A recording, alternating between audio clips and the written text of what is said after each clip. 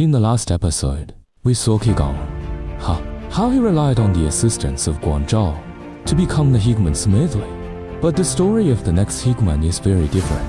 His name is Chong'er, who later became Duke Wen of Jin. His life script was not about early success, but late bloomer. He spent half of his life in exile and experienced all the cold eyes and ridicule. All these nightmares began with the Li Ji rebellion in Jin to compete for the throne. Li Ji, the stepmother, framed the crown prince and even sent assassins to hunt down the adult princess. At the age of 43, Chong'er was forced to flee the comfortable palace. Who would have thought that? This seemingly hopeless escape turned out to be a 19-year devil training. Chong'er was not alone in the fight. Those who fled with him, they were a group of the best talents in Jin. His uncle Hu Yan was resourceful. Zhao Shuai, the ancestor of Zhao, was farsighted and the unborn powerful general. This exile group, they protected the down and out prince in the wilderness, and also guarded the future hope of Jin. Their first stop was the enemy country, the mother's family of Chong'er. They stayed there for 12 years. Chong'er married and had children, and lived a stable life. For ordinary people, this might be a happy ending. But for Chong'er, who aimed at the world, these 12 years were just the calm before the storm. He was waiting for the change in the situation in Jin, and the calling of fate. After leaving the enemy country, reality gave Chong'er a light slap in the face. In Puyang, Henan today, they were so hungry that they couldn't walk. They begged for food from farmers, but the farmer gave them a piece of soil playfully. Chong'er was furious, wanted to whip the farmer, but his uncle Hu Yan said, "This is a good omen from the gods for the land." Chong'er swallowed his anger. He bowed and accepted the soil. At this moment, he learned to endure. When they arrived in Kastat, Ka Gong heard that Chong'er's ribs were connected together. He even peeked while Chong'er was taking a bath. This extreme rudeness made Chong'er feel deeply humiliated.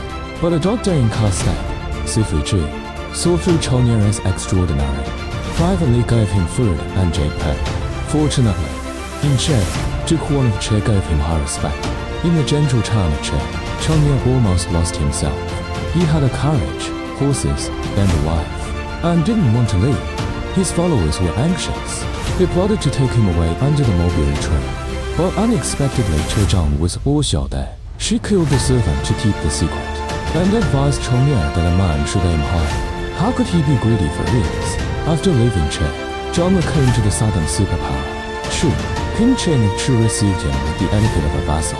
At the banquet, King Chen of Chu half-jokingly asked Wang, "If you return to Jin as king, what would you give me in return?" This is a difficult question. If you return to Jin as king, it would seem ungrateful, and answering too seriously, it would seem ambitious.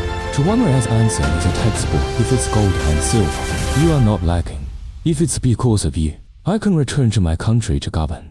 If the two countries meet on the battlefield in the future, I would retreat 3 miles for you. Retreat 90 miles. If you still don't retreat, then I can only hold a whip in my left hand and a bow in my right hand and fight against you.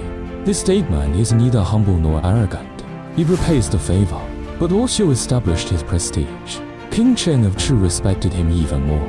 At the age of 62, with the help of King Miao Chen, Chong'er finally returned to Jin.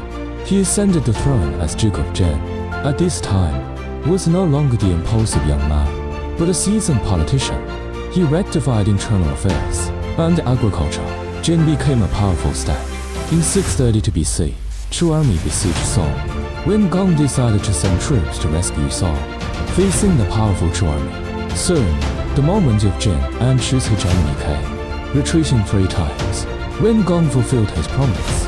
He retreated 90 miles. This move was not only to repay the kindness, but also to lure the enemy deeper. All the confident troops were lose. Ziyu, the commander of the Chu army, fell into the trap and chased them relentlessly. In Yingzhi, Shandong Yinchang, Jin army launched a counterattack. Wen Gong ordered his soldiers to cover their horses with tiger skins and charged towards the weak red flank of the Chu army, while pretending to retreat, to lure the left wing of the Chu army to pursue, and then flanked. The Chu army was defeated. Ziyu committed suicide in shame. This battle established Wen Gong's position as the overlord of the Central Plains. After the battle, Duke Wen of Jin convened a meeting of vassal states. The emperor himself attended and crowned him as the Hegemon. At this moment, 19 years of exile and suffering finally turned into supreme glory. He proved with his actions. Suffering is not a stumbling block, but a stepping stone. But there were also regrets behind hegemony. Yes, true, a loyal minister who cut his thigh to feed king, hid himself in Near Mountain for not seeking fame, in order to force him out, set the mountain on fire, but unfortunately burned him to death. To commemorate him, Jin Wangong ordered a fire ban on this day. This is the origin of Cold Food Festival. Jin Wangong's year ended, while the state of Qin in the west was quietly rising.